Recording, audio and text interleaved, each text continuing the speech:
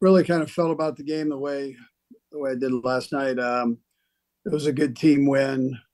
We had plenty of things to correct, but when it really came down to it, uh, defense buckled up, offense put together a couple drives, especially the last one, using up 7 minutes. Um, there were some good individual performances. But most of all, I thought it was a good team win. I thought special teams did a nice job securing the football, getting the yards, the few yards that we needed there, and punted the ball well, so on. And kicked the ball well. So with that, time's yours. Go first to Adam Teicher. Go ahead, Adam. Hey, Andy. Pat basically said after the game that those 2 interceptions, he was too greedy. Do you have to talk to him much about that, about not being too greedy? Do you have to talk to him at all about that? And Brad, I'll have a second question as well. Yeah, you know what, Adam? He knows better than anybody when that happens. And he came up afterwards and just said, "Hey, listen, I got to check it down there. So, or run it." And so, he did that. Did that a little bit more the second half. Okay. And, I mean, is that a fine line with him? I mean, making those kinds of plays makes him the player he is. Is there sort of a fine line? You don't want to take that away from him? Yeah, well, you could kind of see the evolution of it during the game. He had a nice one to Noah where he kind of lofted it up and over, and he tried the second one and was picked. And so, and then the next one was picked, but he was trying to put it in a hole. He's done that so many different times, but they were settling back, so better to just work the flat there or run. Let's go next to Todd Palmer. Go ahead, Todd. Hey, Andy, thanks for the time. I was just curious about your 4-minute offense. It worked really well at Jacksonville, and then it worked exceptionally well yesterday. Is that something you guys have worked on, and why has it been so much more effective maybe in seasons past, early this season? Yeah, I think we do work on it quite a bit. You see it at training camp, and then we work on it every week on Friday. So,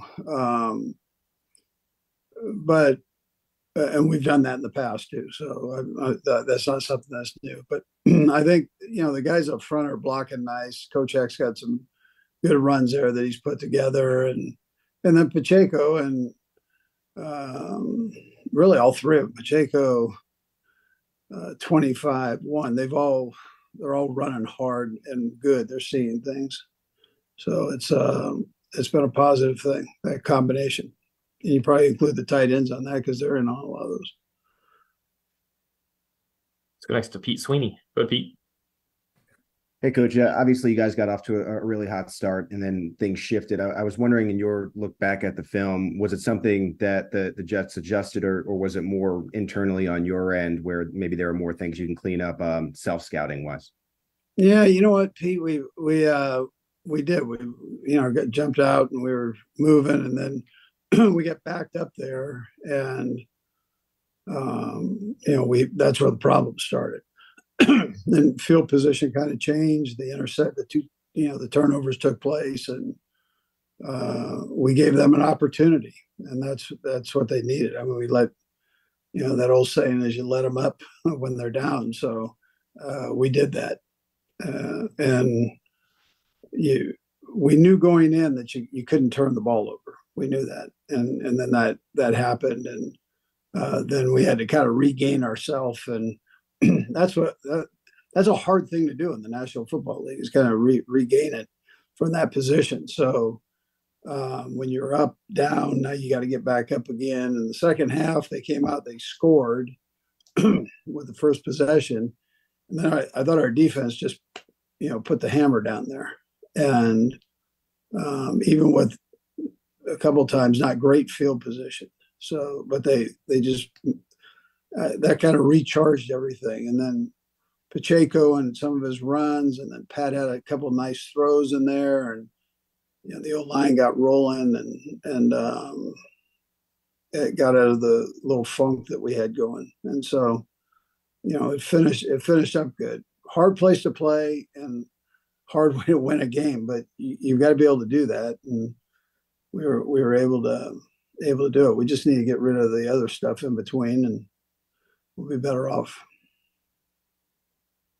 Let's go next to Jesse Newell. Go ahead, Jesse. Hey, Andy, on that last scramble from Pat, it looked like Travis got thrown to the ground. I just wondered if that impacted the play that you guys were trying to run there. Yeah, that impacted it. That was it was going to be a screen to him. So the defensive end though shook him out like a wet rag. So that didn't work, but it also gave Pat an opportunity to run. Let's go next to Nate Taylor. Go ahead, Nate.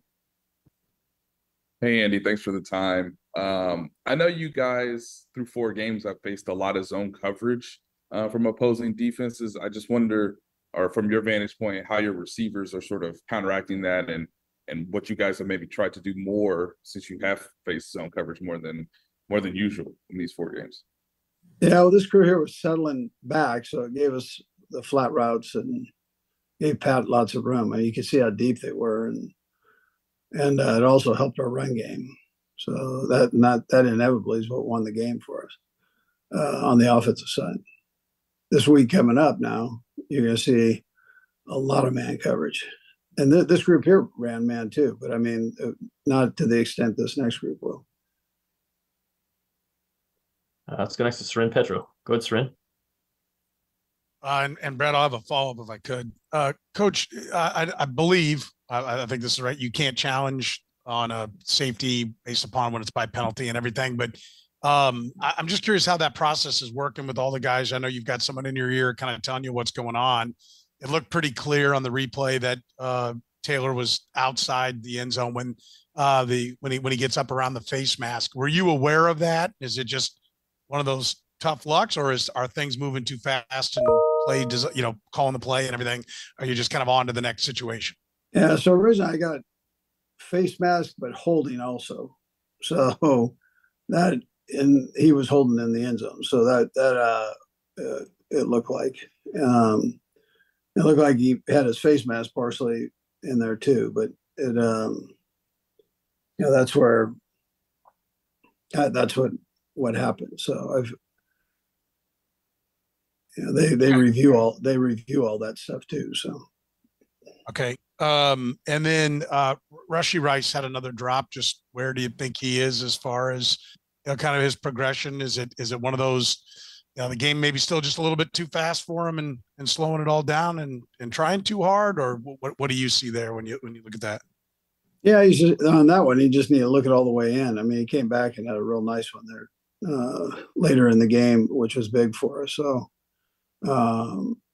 those will get further and further apart, I think, as we go. So the drops. We'll go last 2, Matt McMullen and Matt Derrick. Go ahead, Matt McMullen. Hey, Coach, you've mentioned before that your advice to Patrick when things maybe aren't going well is just to flush it and to keep firing.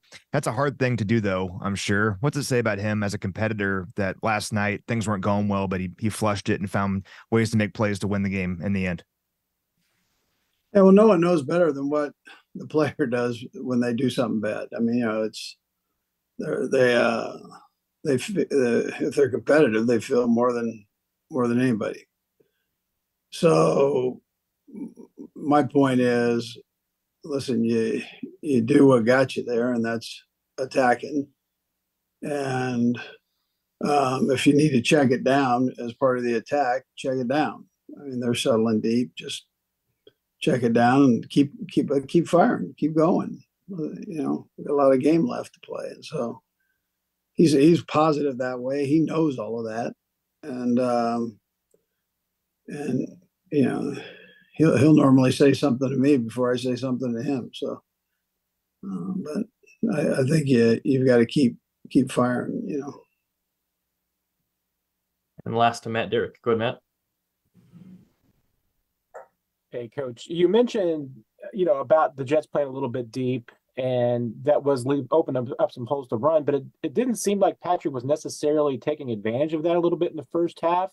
Are there times, like Adam was kind of mentioning, that his mindset gets into that he wants to throw and maybe doesn't want to get out of the pocket as much? And is that something you just have to wait for him to do it on his own, or get to that mode, or is there any conversation you have about when him leaving and not leaving the pocket?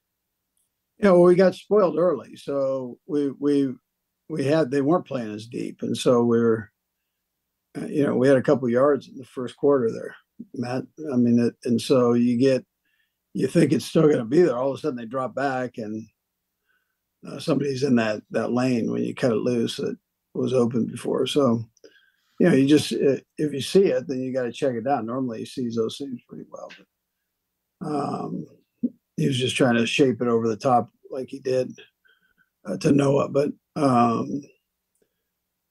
listen, yeah, I mean, does he have free access to run? Absolutely. He did that. He did it great in the game. And then he came back and you saw him check it down the flats after that second one. I mean, he started utilizing the flats, and it opened up some things for us down into that third and fourth quarter.